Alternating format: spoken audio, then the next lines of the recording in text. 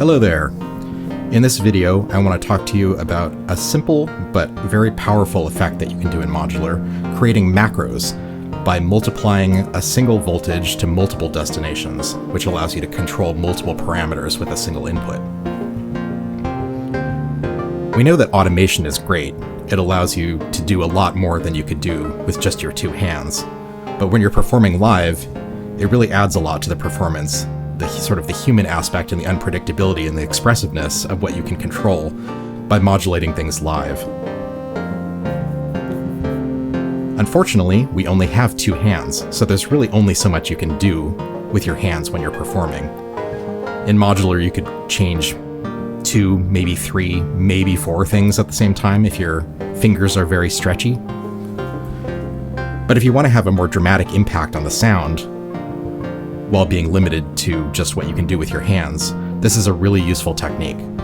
The idea is that you take a single static voltage that you can control with some sort of manual control, and you send it into a multiple, which will multiply the same signal, and send it to multiple destinations. And so that when you change that one input source, all of the destinations will be affected at the same time. You can use this to create really dramatic sweeps that sort of build up the patch and change the nature of what you're hearing quite significantly with just a single control. So let me briefly describe what we're hearing for this example. There's two voices being played. The first one is Plaits, or Plaits if you're in Europe. That's playing the sort of more plucky tone.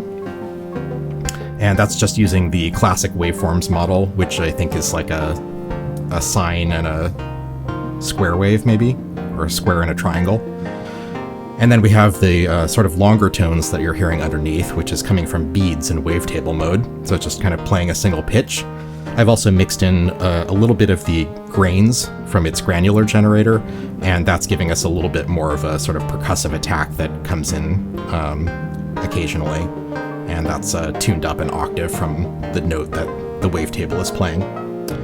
From there, we're going into the quad VCA for mixing in stereo, into C-legs for delay and reverb, and then out into the audio interface. Both of these voices are being sequenced by marbles, which is just a random generator of rhythms and pitches. So both the triggers for the granular seeds and for the steady pluck from Plaits are coming there, and then also the pitches being played are clocked also by marbles.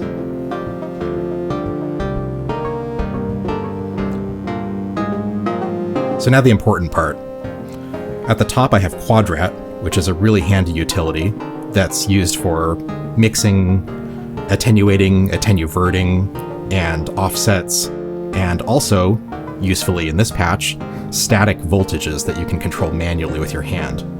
So you see that I have this cable coming out of the 4th channel. These two right jacks correspond to this D channel. And if you don't have anything plugged into the input, then a voltage that starts at 0 and increases up to 5 volts as you turn the knob will be emitted from this jack. I have that plugged into the Mordax data here, and this top green line will show us the voltage value that's coming out of that. So as I turn the knob, the value will increase numerically and the line will raise on the display.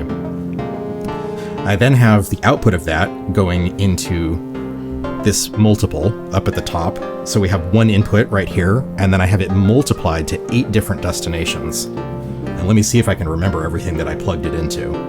So we have one output going into the timbre of Plaits, one going into the morph of Plaits, so that will control the shape of the two waveforms that are being played by the classic model.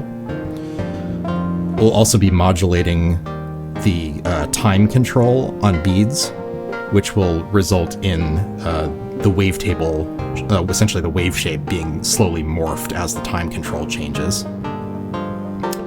We'll be modulating the bias on marbles, so the notes that are being sent by its CV section will start to sort of go into the higher range as the voltage is increased. And then we're also multiplying some of the outputs to modulate the reverb and delay. So we're going to be increasing the feedback significantly for more longer lasting repeats. We're going to be increasing the color, which adds kind of a fuzz and a noise and a grit to the delayed signal.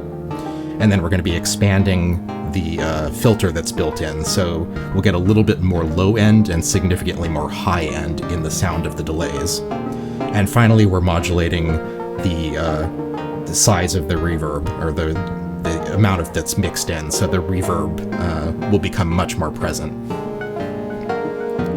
So I think at this point we've heard long enough what this patch sounds like in its basic state. Let's now demonstrate what it looks like. So I'm going to slowly turn this D knob, listen to the sound, and watch the voltage as it changes.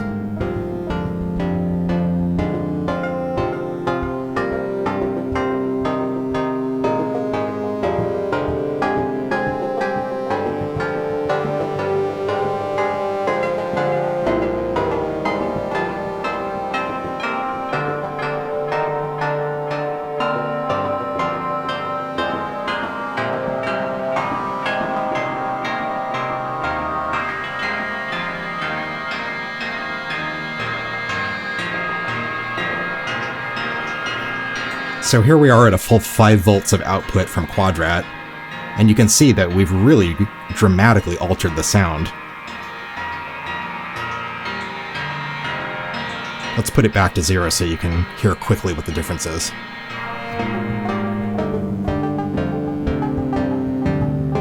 So you can perform with that. You can do a slow build-up like I did, or you could slowly change.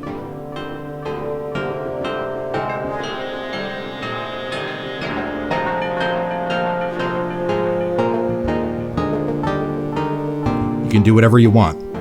And of course, I'm just using an example here with Quadratt, but this input voltage could come from anywhere. So it could come from a sequencer that you're manipulating on the fly, or any other sort of physical control that you can influence with your hands. It's a really, really simple technique, probably to the point of obvious, but I think it's useful to demonstrate the power that this very simple technique can have in being very transformative in what you can do with your patches. Thanks for watching.